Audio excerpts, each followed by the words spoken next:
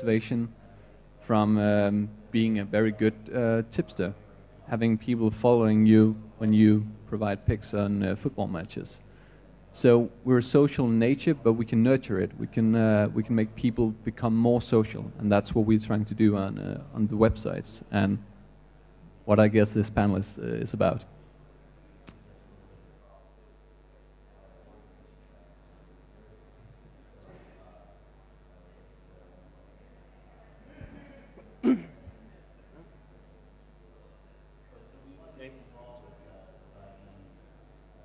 No, forward. See, technology's ace.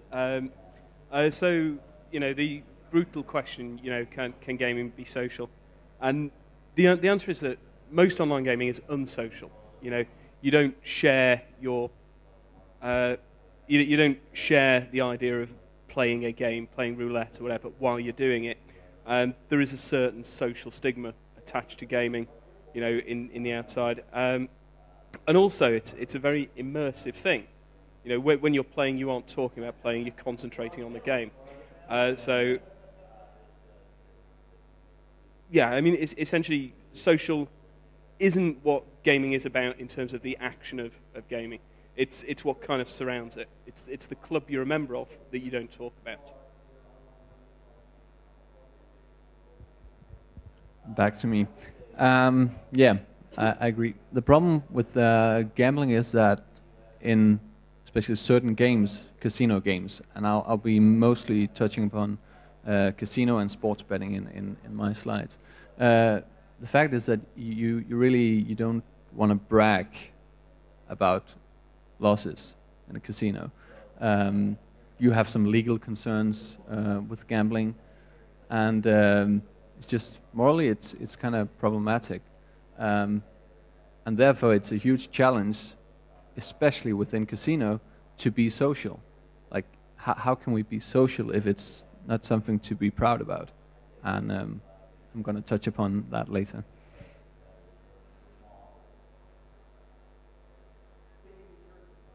Okay, just to follow on from that, it's interesting the whole situation with the various games.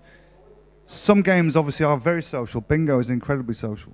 Casino, not at all. And then poker sits somewhere in the middle. It's interesting when, you know, if you're in an online poker, an online poker table playing, very little discussion in the chat occurs. Most of the discussion occurs outside of the table in the main chat area. So what I said to Nick when he thrust this upon me was that I would only say anything if I felt it was moderately intelligent and not just talk for the sake of talking. A number of the slides are quite specific to Unibet and to Nick, so bear with me. Okay. So as we just heard, you know, gaming is largely antisocial in that people don't like to talk about it, and getting funded accounts through social is very hard. In fact, I wouldn't even consider using a social channel for acquisition. But then again, as I've seen before in various online poker tournaments where the software's crashed, the servers have gone down, everyone's been kicked out of the table mid-tournament, the amount of backlash that you see in the main live chat, where people are pretty disappointed and quite angry, that is one area where social can come into itself in managing your reputation and handling customer service issues. But I don't really see social as being a particularly strong route for acquisition. And if anyone can prove me wrong, I'd love to see it, because it's a fascinating area. Okay.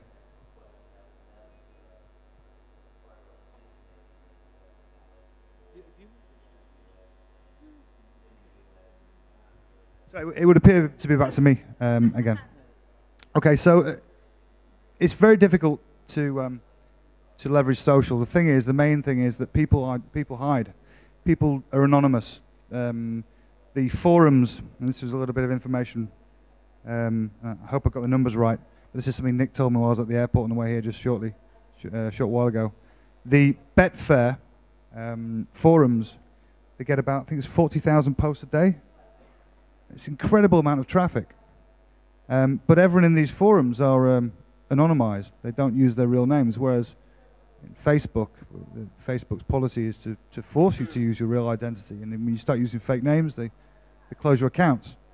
So that's the fundamental problem with gaming, is that people still refuse to purvey their own true identity.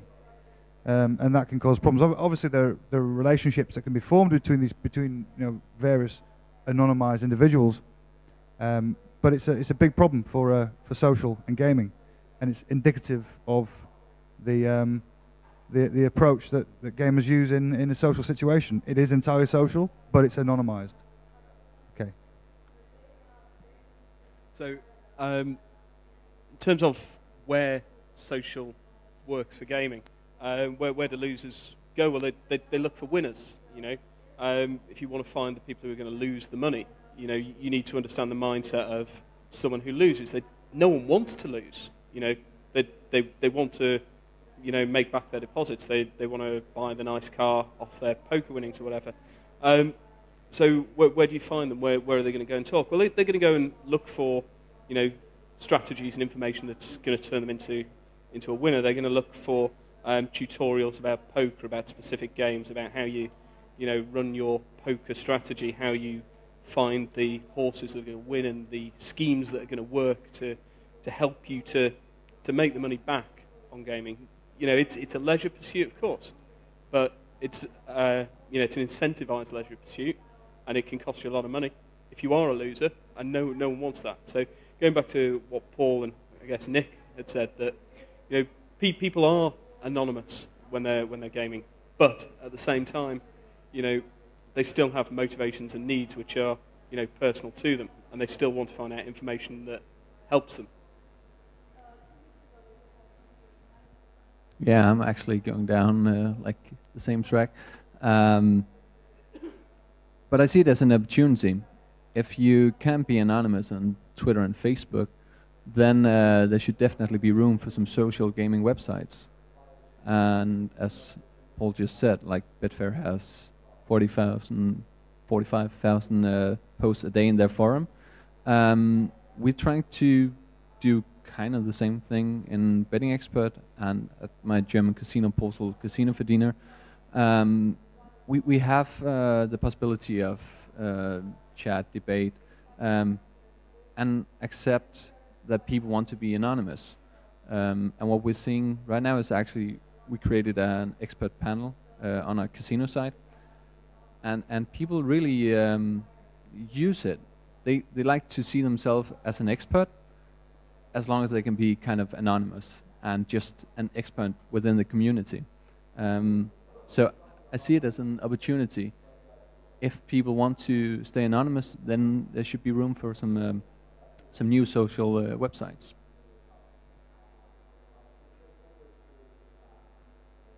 And it's me again. Just need to see the question. Yeah, the social parts. Again, humans are social. And because of that, we would like to get some recommendations from friends.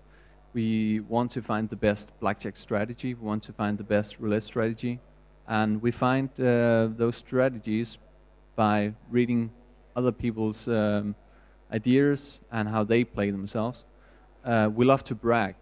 Like at Betting Expert, we keep historic data of all tipsters who post picks. So we have tipsters with more than 1,000 picks going back to 2007-08, and it's just a great way for them to show off. And the possibility of having a record that you can either be proud about or just try to hide, but hopefully be proud of, gives room for bragging. And finally, as Paul mentioned, bingo. There are some games that are just natural social, so it's not all bad. But we need to find the right areas to take advantage of social gaming.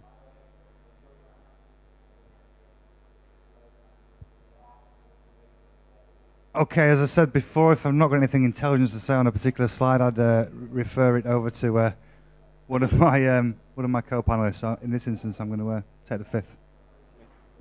So the part of gaming online that isn't social is what happens really away from the game itself. You know, like on Jesper's forums, on the tipsters, on everything that's outside of the conversation. If you go to a casino, no one's sitting talking at the roulette wheel, you know, but you go to the bar and everyone's quite happy to say how much they've won. And the whole point of what happens away from the specific gaming event is that a lot of it is organised around groups of people, around teams. You know, you follow a football team, you're a member of a social group that follows a football team. You are, you know, either a Lewis Hamilton or a Fernando Alonso fan, or, you know, whoever else is racing. And you participate in forums discussing the strategy that you're taking, right or wrong. Everyone wants to be liked, everyone wants the sort of personal affirmation of, you know, their peers saying, yeah, you've done a good job, you've given me some good advice. But they're not doing that at the table. The social part of gaming is always going to be away from the event.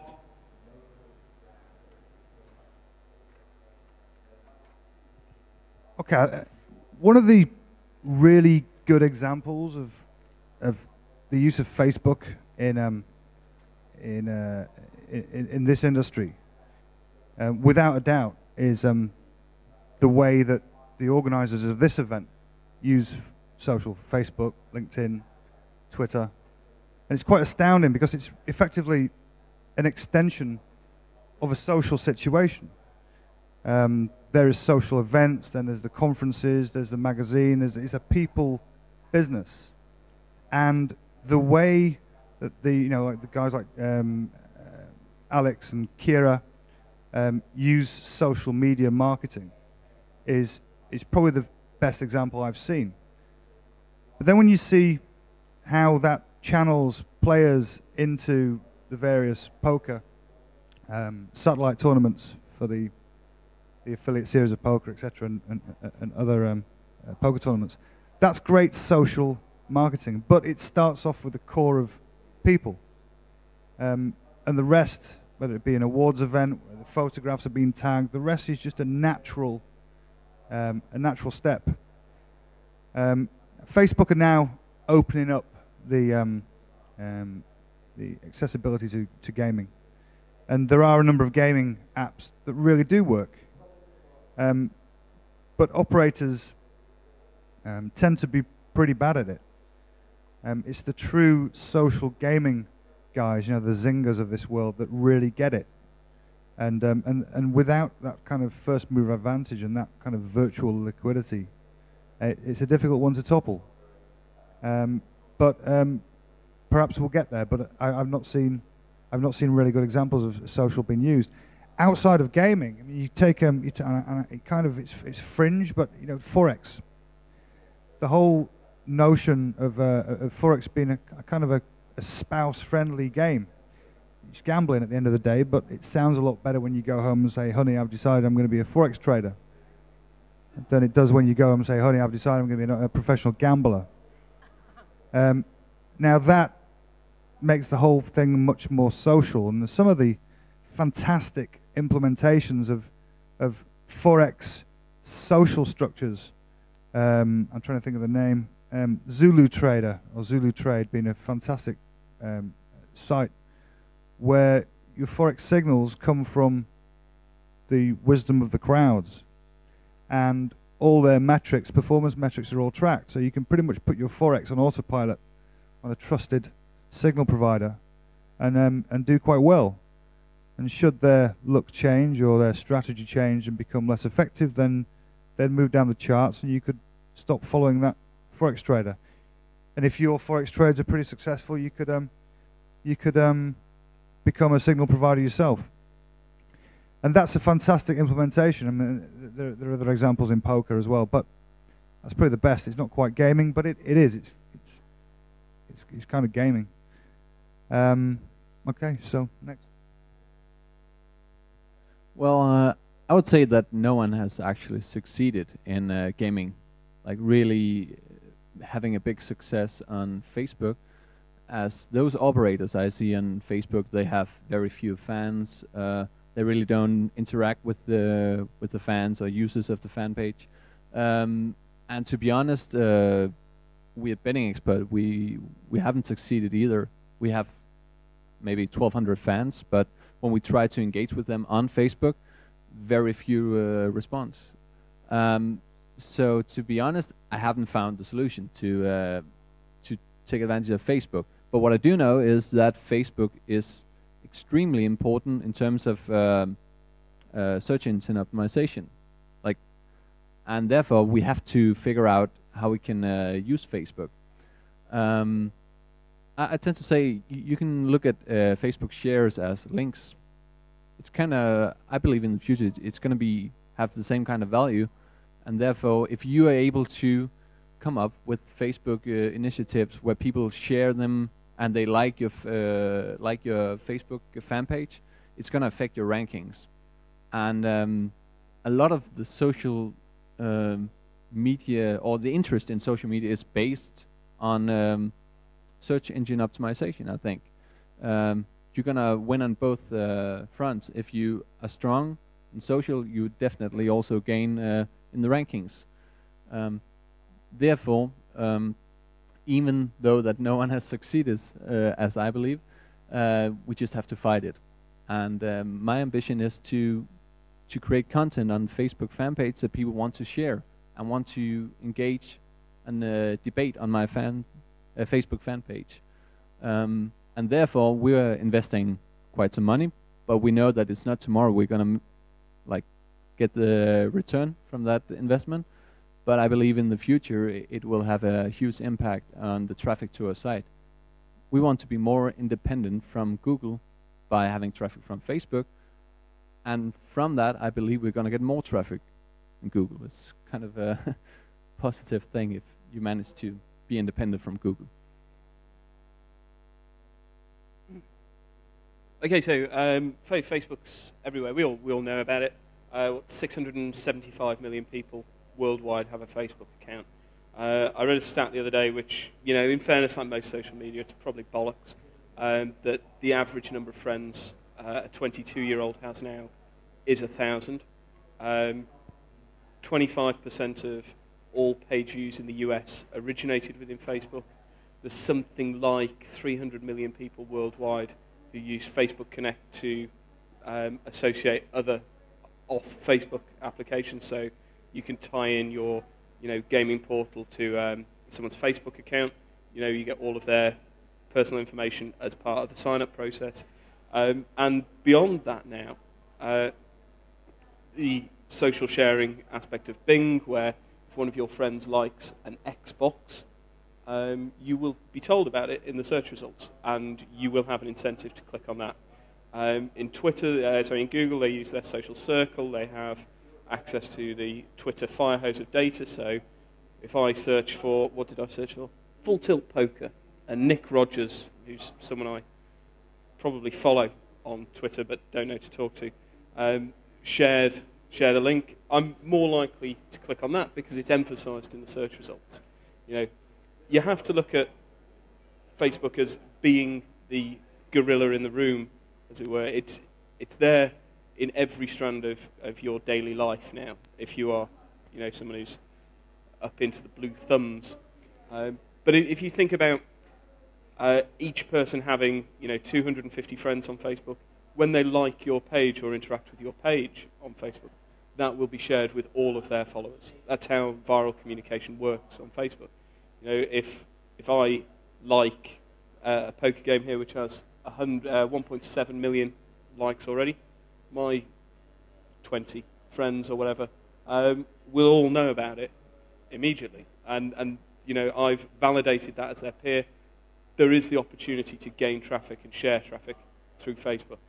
Like the guys say, no one's doing it particularly well at the moment, but for casual gaming, if you're running some kind of flash game that you can translate into FBML, add it to your fan page, you will get people to interact with it. I think there's games like Bejeweled, that have millions of daily users.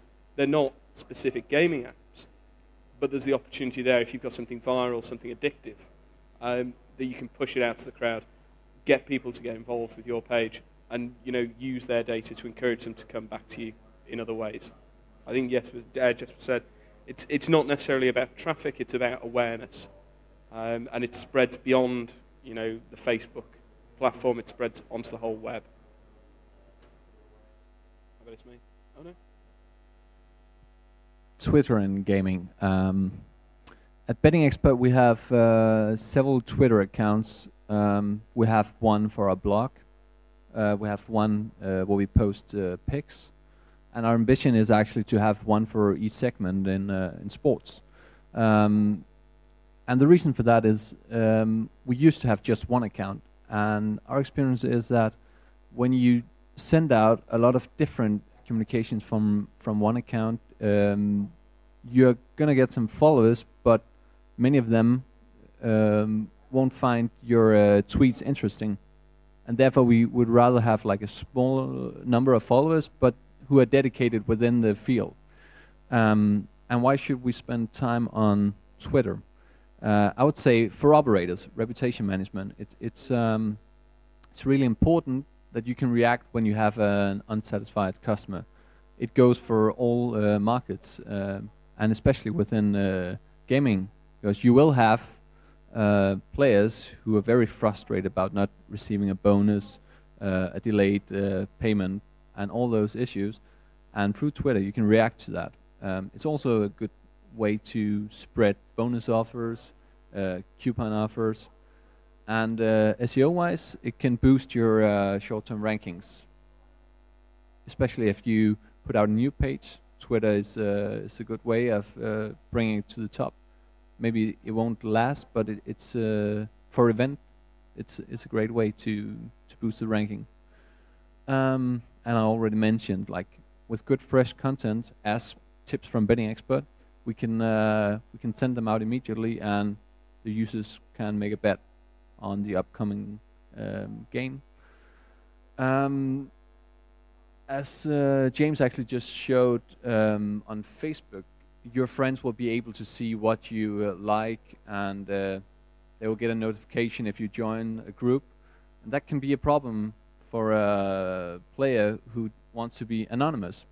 Twitter is a bit better in that sense, because it's not as easy to see what you're actually following on your Twitter account and what you're reading. So in that sense, I see Twitter as a bit more anonymous than Facebook. Okay, yeah. Just on that one, just on the SEO thing, before I move on to this, I do believe that the reason why Twitter links from Twitter are so powerful is that for the simple reason you can't use anchor text. You're forced to use either a URL or a shortened URL, so you get massive diversity in your link profile. And while the effect can be short-lived, if you have numerous powerful accounts where you can leave a tweet on the first page of your Twitch stream, then they will maintain their authority for the period of time until they slip off into the realms of old news. And for that reason, I do think that it's very powerful. Now, having a lot of followers is kind of analogous to being in a room full of people who are all in earshot of you. Unless you engage with them or have genuine relationships with them, strong relationships, friendships, then they won't engage. There's so much nonsense in Twitter, and the amount of Twitter spam that you see is just rife. It's so easy to go out and buy 100,000 follows or 100,000 likes or whatever. But without those relationships, and it goes back to old school, nothing's changed. It's just a technology. It's just an evolution in technology. That's all it is. Without those old school relationships, then it's nothing. And the Twitter streams are just becoming cluttered with spammy affiliate accounts who just tweet nonsense on and on and on. So I suppose in summary, it's just about cutting through that noise and just having using the technology as a genuine tool for facilitating positive and harmonious relationships. So Twitter is a conversation medium, like every other channel. But with Twitter, things tend to be a lot more focused on the discussion that's going on. The people who follow you on Twitter, provided they actually engage with you, are valuable. If you have, a few hundred followers, a few thousand followers, who really just ignore your constant stream of click this link, here's a tip, click this link. No one is going to give a shit about you. People are just going to ignore it and then ultimately unfollow you, report you as spam. If you have a conversational account that people engage with, retweet, recommend other people to follow, then you become a valuable asset on Twitter, and people do interact with you and do click your links. There's an American, I think it's a lady, it could be a dude, called Kim Kardashian. And no, really, it looks like a trap. I think she's got, what's that, 7 million people following her around on Twitter. She sells, a link on Twitter for about $50,000 at a time. It gets about 100,000 clicks over the course of a week. She engages with her followers in some regard. And as a result of that, Twitter's a powerful advertising medium for her. Similarly, Lady Gaga, another guy, I believe, has a similar impact on their followers. 10 million followers, promotes something on behalf of a fashion label or a makeup company, and gets an awful lot of response from it. If I don't say you need to go out and find 1 million people and get a boob job to do well on Twitter, but to present yourself as a conversationalist who people respect and who people value the advice that they get from you, and also value the conversation they have with you. They will become more engaged with your brand or your service, whether it's recommending odds, recommending a pick for a football match, and they will take advantage of it. Twitter's all about long-term conversation and retention of clients rather than acquisition. People need to take a step to follow you, and you'd hope that they would do that when you acquire them, not as a step towards being acquired.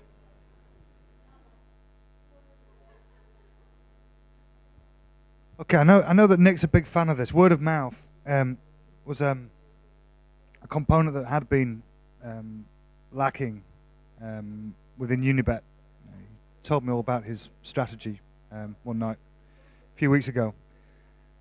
So his approach is about introducing this to Unibet. Now, Unibet have got 1 million registered customers. It's a lot of customers. Just being able to leverage word of mouth using some social media channel is phenomenally powerful when you've got a big base. So there's an opportunity there for anyone with an existing usership, with an existing base of players, is to leverage word of mouth. It's nothing new. Again, it's just word of mouth. It's Unibet, obviously, being Swedish. Culturally, the Scandinavian customer service ethic helps to facilitate positive word of mouth. So it's just all about good experience, good user experience, good customer service, and really looking after people and adding value. And through that, refer a friend can be slightly engineered. It's slightly incentivized with some respect, but will happen naturally. The difference today from, say, 10 years ago is that the technology is there now. The viral engineering is there. You don't have to engineer an email forwarding form, or you don't have to write a program that would hijack someone's, with permission, of course, someone's Outlook Outlook address book, for instance. Everything's there. Everything's engineered, optimized, and it's pretty damn powerful. Now, I know that the term viral was originally coined around the product Hotmail, because every email that got sent out had get your free private email at Hotmail, and that just naturally led to viral distribution. And the VC behind it was in a lift one day, and he said, wouldn't it be great if you could spread this just like someone sneezing and passing on a cold? And then the term viral was born. It took 6 months. Sorry, it took 12 months, I think. Yeah, 12 months for Hotmail to acquire 1 million users. Top Friends on Facebook acquired 10 million users in 6 months. So 10 times the amount in half the time, because of the way the product was engineered. So good customer service, good experience, make things easy for users to talk about. Good PR, for instance. Okay. Okay, so Nicola just gave me the evil eye about the time. So I mean, the whole thing is that social media is never about just Twitter and Facebook. You know, when you ask Google a sort of long tail question, the chances are that quite a lot of the first page results are going to be forum posts and forum threads. You know, there's some numbers here. The 2+2 forum, which is all about poker, 281,000 members. The rx.com forums, 64,000 members, discussing betting strategies, discussing poker techniques. So if you can become, you know, and go on forums and do social on forums, or do spamming on forums, you'll get kicked off. But become, you know, a trusted person in a community, and you add value to your brand. You establish yourself as someone who's providing good quality advice, good tips, and you'll encourage people to come to your website. I think Nick will probably shoot me, but he's not here. He was saying one of the reasons why Unibet gets such good word of mouth is because they have a much lower profit margin on casino than some of their competitors, which means that people are more predisposed towards recommending them because they win more. You know, whereas some casinos might be running, you know, a 5 to 10% margin, you know, and these aren't the real numbers.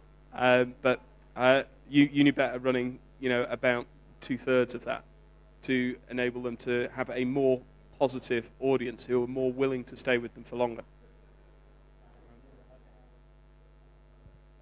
Yeah, I'm a big fan of user-generated content, and it's because that's what makes Betting Expert.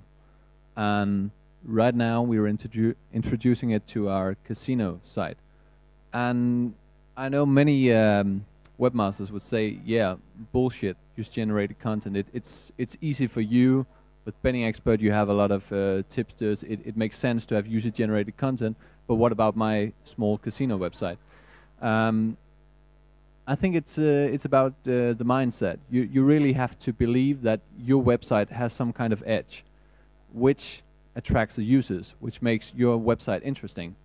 And if you can identify that, then you're able to start asking users to participate in some way. And that's what we're doing at Betting Expert and starting to do at our casino website.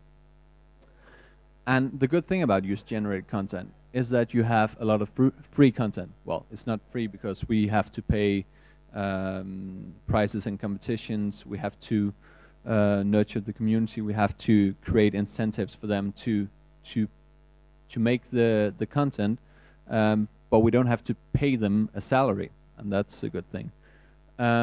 They become brand ambassadors. We have so many users on Betting Expert who really believe that it's just the best betting website in the world, and they love to tell about it, and they're proud to be a tipster. You can, at our site, you can be promoted from like a trial tipster to first division and end up as an expert tipster, and they're really proud. They get trophies if they win a monthly competition on their profile, and again, it's simple for them to be proud about. At the same time, we have started to encourage them to link to the picks, and all of a sudden we have our users being link builders on Betting Expert. It's just a great way of getting new links, and they do it for free. And because of that, we hope to improve our rankings in Google. to be honest, there is one problem. You need a critical mass. And we're fighting with that on the casino side, where we need to develop the community. Right now we have 5 people writing daily posts in the expert panel, but slowly more are joining, and we see people not writing daily, but weekly in our expert panel. But of course, that is the issue. You need to have some sort of critical mass. And when you get that, you need to nurture the community and always create incentives for them to provide content for the website.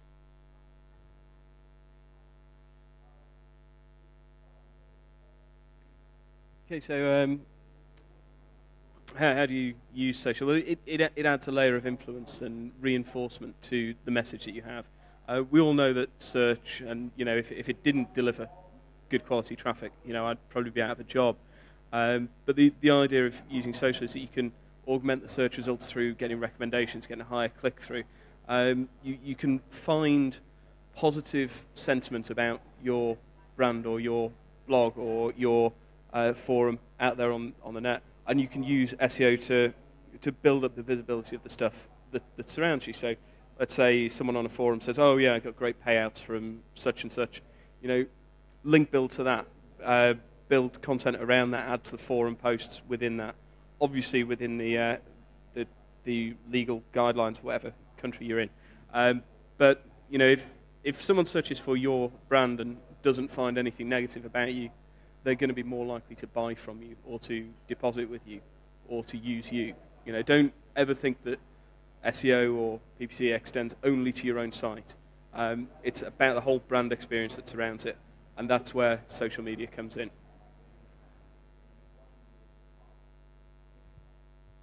Yeah, I actually already mentioned it, but it's about motivating the users. Give them a reason to participate in your website, and we do it with having nice-looking profiles where they get points whenever they post a comment. If they win a tournament, a competition, they'll get a small trophy in the profile. And we have the competitions where they can win free money at bookmakers. And we constantly try to develop the thought of motivating the users. We just launched a shop, so the points they earn, they can use to buy Betting Expert merchandise. We send out T-shirts to them, cups, and that kind of stuff, based on the points they accumulate at the site. Again, something that will make them really want to comment, since they get points, and in the end they'll get a T-shirt. And it actually works. It's fantastic. It's an interesting one. It kind of reminds me of the 90s. Back in the day, someone would say, I need a website. Can you build me a website? Why do you need a website? Well, because everyone else has got one. It's the same all over again with social. I need to do social. Well, does your business lend itself to social? Does it have a social component? Does it need social? At the end of the day, you're all in business, and what you need to focus on is daily profit-producing activities that either drive revenue. So I suppose that's a call you need to make. Now, this slide is about Unibet. I'm gonna skip this slide because I don't know the details, but I know that Nick was quite keen on the whole word of mouth thing. So I'm going to pass this over to one of my co-panelists.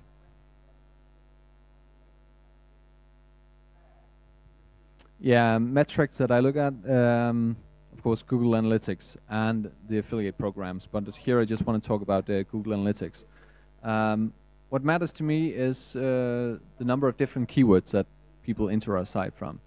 And it's because user-generated content, if we get enough of it, will increase the number of different keywords that people enter our site from.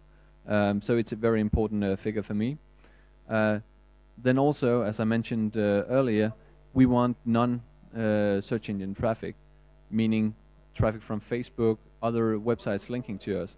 If we succeed in becoming independent from Google, I'm sure we're going to get even better rankings. So it's an ambition just to be independent from search engines. And therefore, the unique domain sending traffic is also a very important figure for us. It's interesting, the the amount of information we do get from social metrics. Facebook Insights is a fantastic set of reporting and metrics.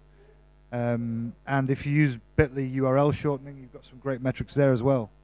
So I guess you can quite easily just test. You know, it's the early days, it's the Wild West, so you know what works, what doesn't work. There's no rule book at all. Just break the rules and just try whatever. If it works, you've got very, very clear measurements of how successful that's been. So whenever you do throw something down Facebook or Twitter, keep a bit of a log of it and reference it, cross-reference it when you go into your analytics.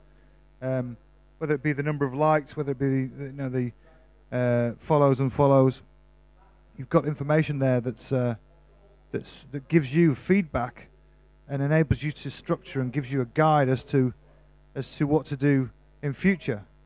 Try whatever. You know, there are a number of things that do work and a number of things that don't work, and what works with one product may not work with another.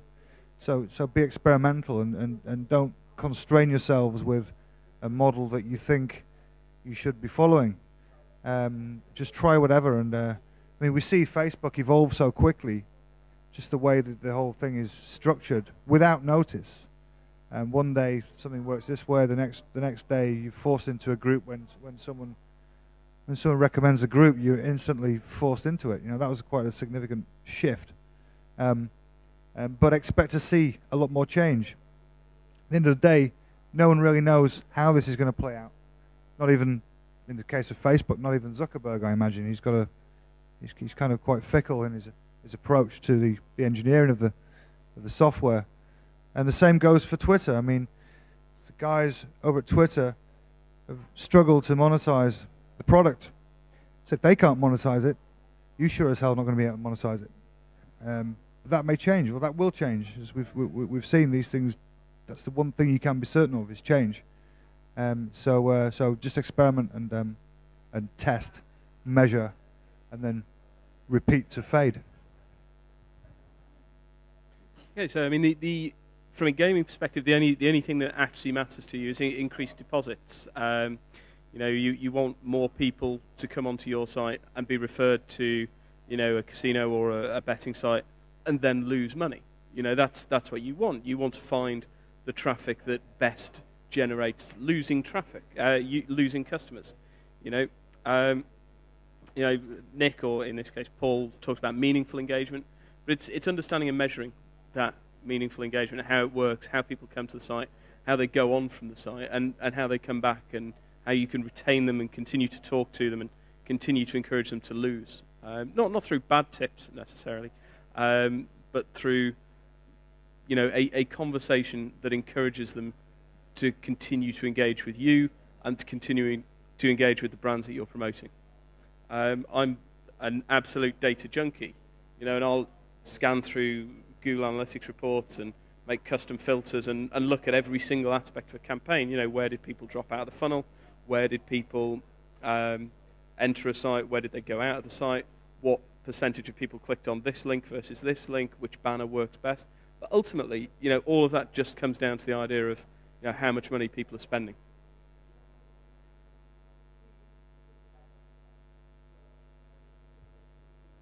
I think I've probably covered off some of the things ahead of schedule on the slides, but I'm just going to reiterate it.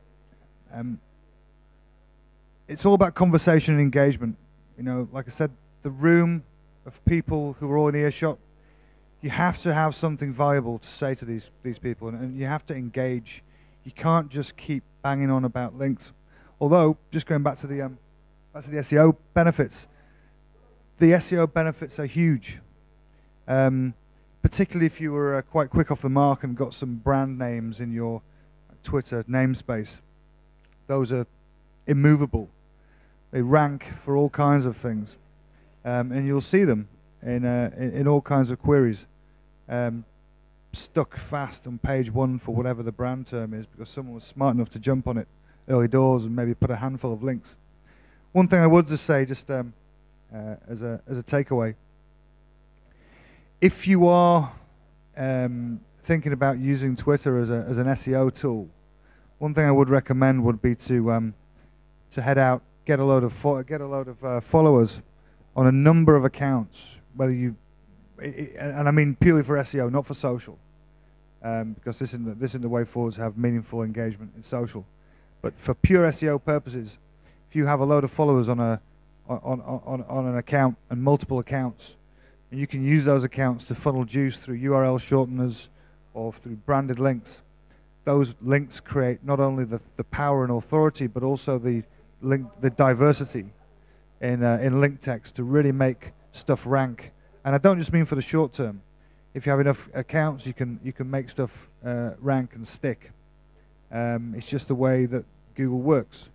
But then be mindful that you're kind of messing around with two algorithms, so the problem could become squared. If you get busted by Google for spamming in natural search, then you're busted. But also you're going to get busted by Twitter for spamming Twitter and acquiring too many followers quickly. There are a number of sites out there that do allow you, as I mentioned earlier. You may be aware of them, but I'll mention them anyway. Microworkers.com. You may want to write that down. I don't want to profess to be any kind of spammer, but if you want to get 100,000 followers cost effectively, you can use that. But this is a separate issue. This is about using these sites for SEO benefits. This isn't about social engagement. So just want to be clear on that. Cool. Black hat, social media. Yeah, so be worthy of being the topic of conversation. Understand what the market is wanting to talk about and engage with them in that way. If people want tips about Manchester United's results, set up a Twitter account or set up a forum strand, which is all about predicting that kind of event. There's a great comic from XKCD there. I actually thought it was a genuine Marie Curie quote until someone told me I was being a cock. But the point is, you don't become great by trying to be great. You become great by working bloody hard, and the greatness comes naturally. The idea is, you don't want to go out necessarily and spam communities and be a bad subversive element within social media. You want to be helpful, and you want people to want to talk about you and want to share your content if you want it to work well and keep working in the future. Yeah, be super social. That's pretty much it. Now, I would say the main advice that I can give is be ambitious about your website. Even though, to be honest, 2 years ago, when I looked at our casino portal, I saw a good casino portal that ranked well. We had traffic. We were sending the traffic through to the operators. We were happy. We were making money. Today, I see the same website, but I honestly believe that this site can become the leading casino portal in Germany in terms of community and people really engaging in that site. And it's a completely different mindset. And therefore, what I want you to take away from this presentation is be ambitious about your website and give people a reason to visit it, link to it, like it, tweet about it, share it, and most importantly, participate in your website. It's then you will be super social, I would say. Thank you. We've got about 2 minutes for questions, so quick. Anybody? No questions at all? Any questions from the audience at all? I do have one, if that helps, but where are we? Back there.